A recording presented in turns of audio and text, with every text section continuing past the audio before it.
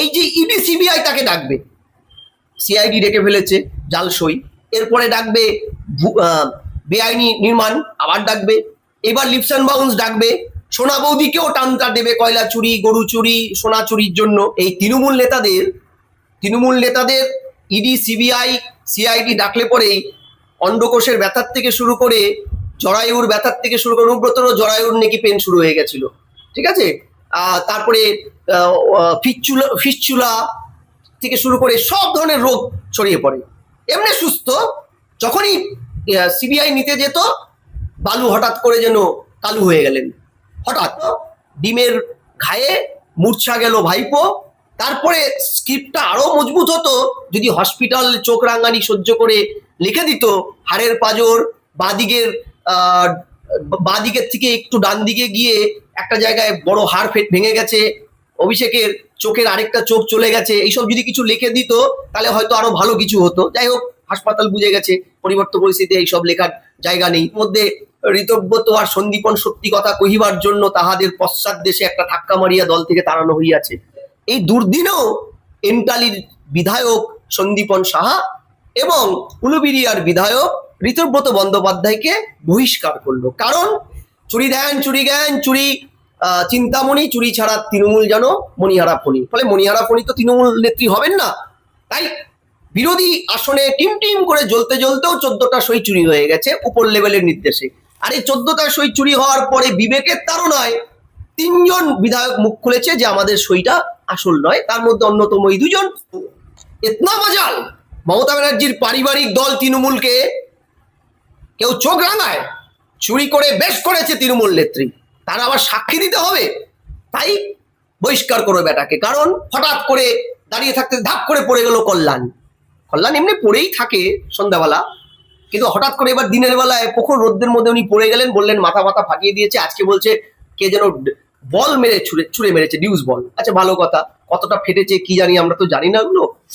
তো এইসব করে নিয়ে কালকে আখিরে মমতা ব্যানার্জি একটা নতুন স্ক্রিপ্ট রচনা করে রাজনীতিতে আবার ভেসে থাকার একটা জায়গা তৈরি করবে। এবারের যদি মন্ত্রিসভাটা দেখো, স্বাধীনতার পরে পশ্চিমবঙ্গ সৃষ্টির পরে এইরকম মন্ত্রিসভা পশ্চিমবঙ্গ এর আগে কোনোদিন পাইনি। এটা হলফ করে তোমাকে আমি বলে দিলাম। কেন? উত্তরবঙ্গ বঞ্চিত, সেই উত্তরবঙ্গ থেকে 10 জন মন্ত্রী, 1জন স্পিকার। মাননীয় শুভেন্দু অধিকারী বুঝিয়ে দিলেন উত্তরবঙ্গ বাংলার অঙ্গ, তারা নর্থ বেঙ্গল যেন আর না ভাবে। 41 জন মন্ত্রীর মধ্যে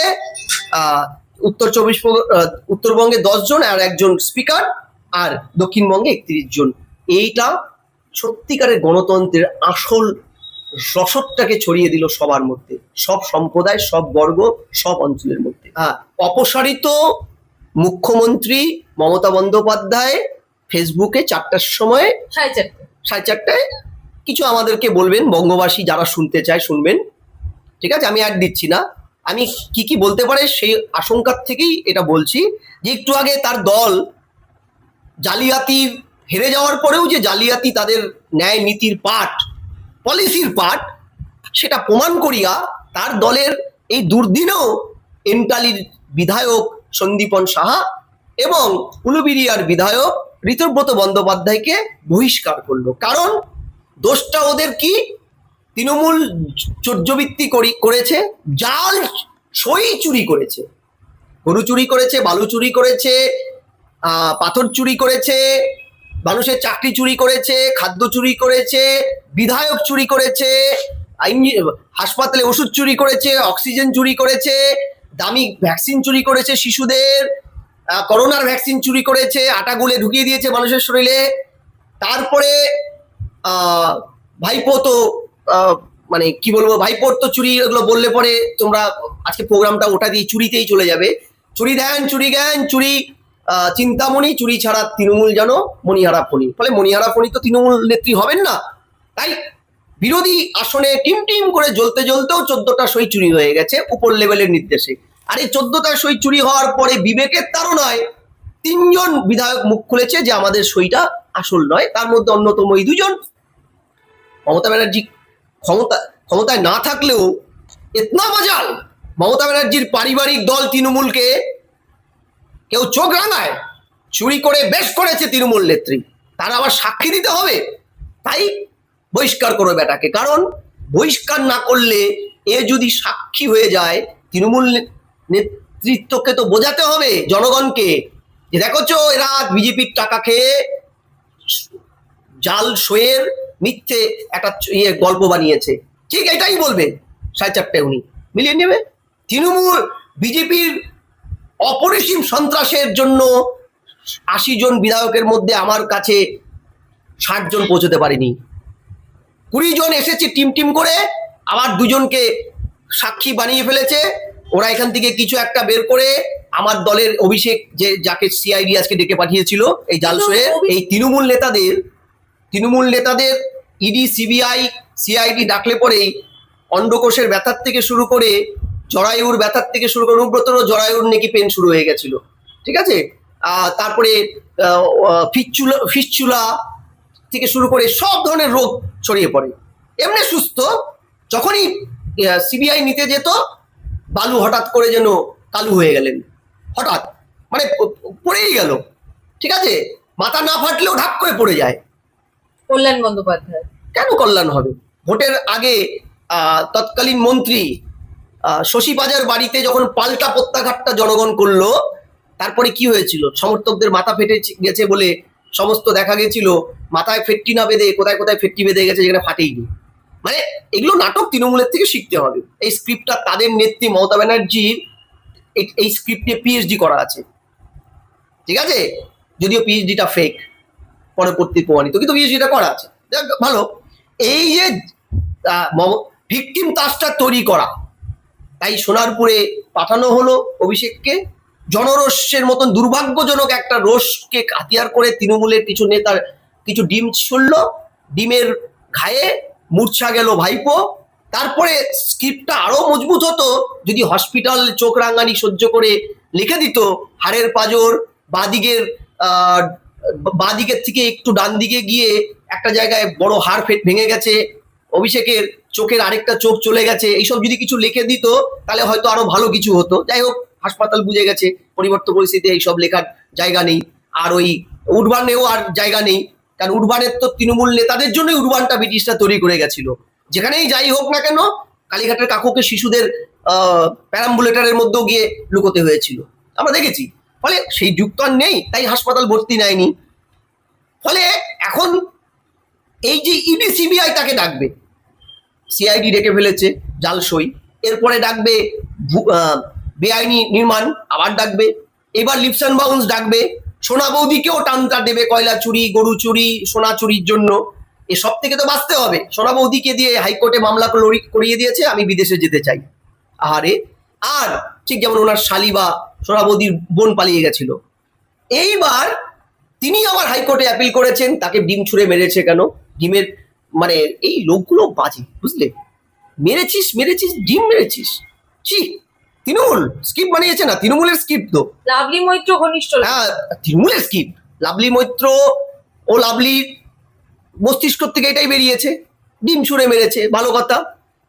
লাস্ট কয়েক বছর তো তিনি হাইকোর্ট সুপ্রিম কোর্টে দ্বারস্থ হয়ে রক্ষা কবচ নিয়ে বেঁচে আছেন। লিপস অ্যান্ড বাউন্সে তো কবে চিটিং বাস্টার জেলে চলে যেত। আজকে এই স্ক্রিপ্টটাই তৈরি করার জন্য, যাতে ইডি সিবিআই হাত থেকে বাঁচার জন্য সাময়িকভাবে যতদিন না বিদেশে পালিয়ে যাওয়া যায়, এইসব কিছু করা যায় বা রক্ষা কবচ পাওয়া যায়, একটু হসপিটালাইজড হয়ে যাওয়া, সেগুলি বালি হয়নি। কিন্তু এখন সেই অসুস্থতা 20 দিনের মধ্যে সমস্ত স্ক্রিপ্টটা গুছিয়ে দেওয়া হবে। ইতিমধ্যে ঋতব্রত আর সন্দীপন সত্যি কথা কহিবার জন্য তাহাদের পশ্চাৎ দেশে একটা ধাক্কা মারিয়া দল থেকে তাড়ানো হইয়াছে। এবার প্রশ্নটা হলো,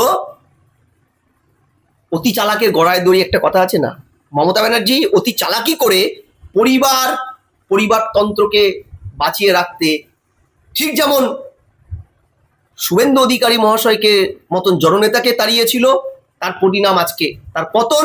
আরেকটা পতন তিনি সূচনা করলেন। তিনি ভুলে গেছেন তিনি সরকারে নেই এবং তার বাড়ির কেউই এই সরকারের ন্যূনতম একটা বিধায়ক হতে পারেনি। আজকে ঋতব্রত এবং সন্দীপনকে বের করে তিনি একনাথ শিন্দেই না তৈরি করে ফেলেন। কারণ এই তৃণমূলের প্রতীকটাও কিন্তু চুরি করা প্রতীক। তৃণমূলের দলটা আজও মুকুল রায়ের নামে registration. Mamata Banerjee no credit, ফলে এই প্রতীক আর এই দল যদি জেতা কোনো বিধায়কদের একঝাঁক নিয়ে বেরিয়ে চলে যায়, শেষ রক্ষাটা হবে না কিন্তু মমতা কিন্তু ব্যানার্জি। দাদা বিরোধী নেত্রী থাকাকালীন কখনো তিনি জয়প্রকাশ নারায়ণের বনেটের গিয়ে হঠাৎ করে নাচ শুরু করে দিয়েছিলেন, নেত্রী নাচ শুরু করে দিয়েছেন। আবার কালো শাল চাদর নিয়ে ফাঁসিতে ঝুলে যাবেন ঝাঁপিয়ে পড়েছিলেন, তাই তো হয়েছে তো। ফলে এই চিত্রনাট্যগুলো তার দীর্ঘদিনের রাজনৈতিক ক্যারিয়ারকে পুষ্ট করেছে, দীর্ঘদিনের মানুষকে বিভ্রান্ত করা। এবার কালকে উনি কি জন্য ধর্নায় বসছেন আমি জানি না, যাদের জেলে ঢোকানো হচ্ছে তৃণমূলের তরফ থেকে কোর্টে একটাবার হলফনামায় বলা হয়নি চ্যালেঞ্জ করে যে সুজিত চোর নয়, তপন চ্যাটার্জি বাড়িতে কারি কারি প্লাস্টিক পাওয়া গেছে পূর্বস্থলীর প্রাক্তন বিধায়ক, তিনি চোর নন, বা যারা যারা ঢুকছে এত তো সিরিজ শুরু হয়েছে। ফলে যখন তৃণমূল নেতারা এখনো পর্যন্ত থানায় এফআইআর, আচ্ছা অভিষেকের উপরে হামলায় কি এফআইআর করেছে মমতা ব্যানার্জির দল? আমি জানি না, তোমরা জানতে পারো। এই যে পুরো এন্টায়ার স্ক্রিপ্টটা তৈরি করে নিয়ে হঠাৎ করে দাঁড়িয়ে থাকতে ধাপ করে পড়ে গেল কল্যাণ এমনি পড়েই থাকে সন্ধ্যাবেলা, কিন্তু হঠাৎ করে এবার দিনের বেলায় প্রখর রোদ্রের মধ্যে উনি পড়ে গেলেন, বললেন মাথা ফাটিয়ে দিয়েছে। আজকে বলছে কে যেন বল মেরে ছুঁড়ে মেরেছে, ডিউস বল। আচ্ছা ভালো কথা, কতটা ফেটেছে কি জানি, আমরা তো জানি না ওগুলো। তো এইসব করে নিয়ে কালকে আখিরে মমতা ব্যানার্জি একটা নতুন স্ক্রিপ্ট রচনা করে রাজনীতিতে আবার ভেসে থাকার একটা জায়গা তৈরি করবে, সেটা এখন অঙ্কটা পরিষ্কার হয়ে গেছে। কিন্তু সব অঙ্কের পরিণাম এক হয়, অন্তত অঙ্কবিদরাও বিশ্বাস করে না। দাদা বামফ্রন্টের মন্ত্রিসভাকে বলা হতো ব্রাহ্মণ্য ফ্রন্ট, মানে ব্রাহ্মণ নয় ব্রাহ্মণ্য ফ্রন্ট। তৃণমূলেরও তাই, কলকাতার প্রতি কিলোমিটারেই ওদের মন্ত্রী, সব কলকাতা, বাইরের কোথাও কেউ ছিল না, কেউ না। তুমি একটা রিপ্রেজেন্টেটিভ দেখাতে পারবে না সেই অর্থে। ওই উদয়ন গুহকে উত্তরবঙ্গ উন্নয়ন মন্ত্রী ছিটেফোঁটা রেখে দিয়েছিল, ঠিক আছে। এবারের যদি মন্ত্রিসভাটা দেখো, স্বাধীনতার পরে পশ্চিমবঙ্গ সৃষ্টির পরে এইরকম মন্ত্রিসভা পশ্চিমবঙ্গ এর আগে কোনোদিন পাইনি, এটা হলফ করে তোমাকে আমি বলে দিলাম। কেন? কোচবিহার থেকে কাকদ্বীপ প্রত্যেকটা ধর্ম বর্ণ বর্গ তাদের রিপ্রেজেন্টেটিভ এসেছে। সংখ্যালঘু বিশাল লামা, আমার যেই বিধানসভা কালচিনি, বুদ্ধিস্ট মুখ হিসেবে উঠে এসেছে তিনি। তুমি যদি দেখো কোচবিহারের 2 জন মন্ত্রী,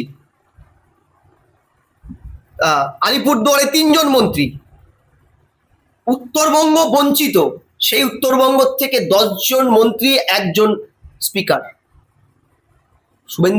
মাননীয় শুভেন্দু অধিকারী বুঝিয়ে দিলেন উত্তরবঙ্গ বাংলার অঙ্গ, তারা নর্থ বেঙ্গল যেন আর না ভাবে। এই যে মুখ্যমন্ত্রী তৎকালীন মানে ওই শ্যাক্ট মুখ্যমন্ত্রী, ঠিক আছে, সেই শ্যাক্ট মুখ্যমন্ত্রী উত্তরবঙ্গে ঘুরতে যেতেন, পাহাড় হাসছেন তিনি দেখে আসতেন, তারপরে আর তিনি কোনোদিন যেতেন না, ঠিক আছে। আবার ঘুরতে গেলে, আবহাওয়া পাল্টাতে গেলে তিনি যেতেন সৈন্য সামন্ত নিয়ে, 7,000 পুলিশ নিয়ে। আমি তোমাকে বলছি, আজকের এই মন্ত্রিসভা কোচবিহারের নিশীথ প্রামাণিক, মালতী রায়, আলিপুরদুয়ারে 3 জনের মধ্যে দীপক বর্মন, মনোজ কুমার ওরাও আদিবাসী ক্যাবিনেট মন্ত্রী, বিশাল লামা প্রতিমন্ত্রী বুদ্ধিস্ট দেবমুখ, দার্জিলিংয়ে শঙ্কর ঘোষ, আনন্দময় বর্মন, উত্তর দিনাজপুরে কৌশিক চৌধুরী, বিরাজ বিশ্বাস, মালদায় জুয়েল মুর্মু আদিবাসী প্রতিমন্ত্রী, মুর্শিদাবাদে গৌরী শঙ্কর ঘোষ, গার্গী দাস ঘোষ, মুর্শিদাবাদ প্রান্তিক মুর্শিদাবাদ জেলা, সেখানে কিন্তু এই 2টো ইম্পর্টেন্ট মন্ত্রিত্ব দেওয়া হয়েছে। এবং নদিয়ায় অশোক কীর্তনিয়া, উত্তর 24 পরগনায় শারদ দত্ত মুখোপাধ্যায় ক্যাবিনেট মন্ত্রী, অর্জুন সিং, কল্যাণ চক্রবর্তী, দক্ষিণ 24 পরগনায় দীপঙ্কর জানা, কলকাতায় স্বপন দাশগুপ্ত, ইন্দ্রনীল খা, তাপস রায়, পূর্ণিমা চক্রবর্তী, হাওড়ায় উমেশ রায়, পূর্ব মেদিনীপুরে শুভেন্দু অধিকারী, হরেশ কৃষ্ণ বেরা, শান্তনু প্রামাণিক, অশোক দিন্দা, অরূপ কুমার দাস, পশ্চিম মেদিনীপুরে দিলীপ ঘোষ, ঝাড়গ্রামে অমিয় কিস্কু, আরেকজন স্বাধীন মন্ত্রী, অর্থাৎ জঙ্গলমহলেও কিন্তু দেওয়া হয়েছে। বাঁকুড়ায় ক্ষুদিরাম টুডু ক্যাবিনেট মন্ত্রী, আদিবাসী, কতগুলো আদিবাসী মুখ দেখো, দিবাকর ঘরামি, পুরুলিয়ায় নদিয়া চাঁদ বাউরি, দুধকুমার মণ্ডল আর জগন্নাথ চট্টোপাধ্যায় বীরভূম, পূর্ব মেদিনীপুরে মমিতা বিশ্বাস মিশ্র, কলিতা মাঝি, একদম সমাজের নিম্ন বর্গের মানুষের বাড়িতে বাসন মাজতো, তার দোষ নয়, সততার সাথে এই কাজটা করতেন, তাকে মন্ত্রিত্বে দিয়েছে মাননীয় মুখ্যমন্ত্রী শুভেন্দু অধিকারী মহাশয়। হুগলিতে ভাস্কর ভট্টাচার্য, সুমনা সরকার, পশ্চিম বর্ধমানে অগ্নিমিত্রা পল, অজয় পোদ্দার, মোট 41 জন মন্ত্রীর মধ্যে উত্তরবঙ্গে 10 জন আর একজন স্পিকার, আর দক্ষিণবঙ্গে 31 জন। এইটা সত্যিকারের গণতন্ত্রের আসল রসদটাকে ছড়িয়ে দিল সবার মধ্যে, সব সম্প্রদায়, সব বর্গ, সব অঞ্চলের মধ্যে।